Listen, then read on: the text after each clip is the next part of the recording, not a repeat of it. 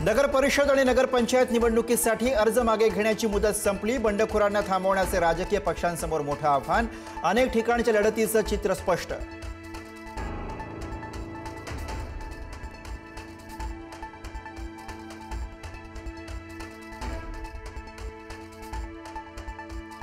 राज्यातल्या स्थानिक स्वराज्य संस्थांच्या निवडणुकीला ब्रेक लागण्याची शक्यता। ओबीसी आरक्षणाचा प्रश्न असतानाच 31 जानेवारीपर्यंत निवडणुका घेण्याचं आव्हान।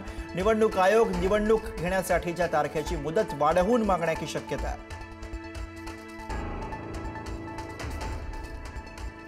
मुंबई महापालिका निवडणुकीमध्ये मवियाला एकत्र आणण्यासाठी शरद पवार मध्यस्थी करण्याची शक्यता। भाजपचा महामेरू रोखण्यासाठी शरद पवार कोणती नवी खेळी करणार याची उत्सुकता।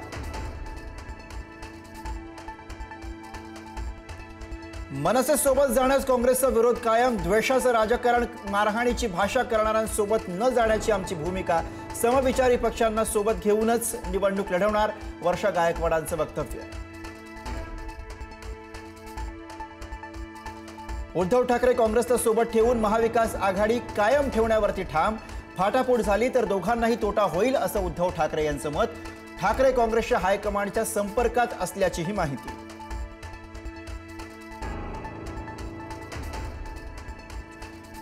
मनसे महाविकास आघाडीचा भाग नाही, मनसे मुंबई अध्यक्ष संदीप देशपांडे यांची माहिती। शरद पवार उद्धव ठाकरे काय बोलतात याच्याशी देणं घेणं नाही, देशपांडेंचं विधान।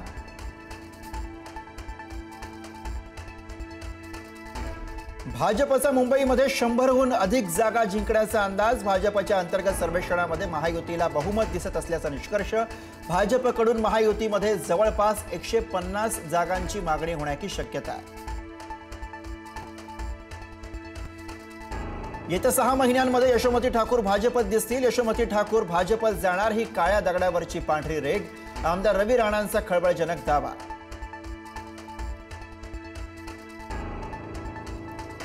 चिमुकलीच्या न्यायासाठी मालेगावकर एकवटले। आंदोलकांचा न्यायालयात शिरण्याचा प्रयत्न, पोलीस आणि आंदोलकांमध्ये बाचाबाची।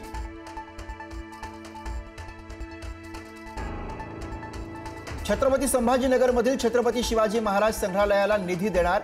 ऐतिहासिक ठेव्याच्या दुर्दशेशी पुढारी न्यूजनं दाखवली होती बातमी। पुढारी न्यूजच्या बातमीनंतर मंत्री संजय शिरसाट यांची घोषणा।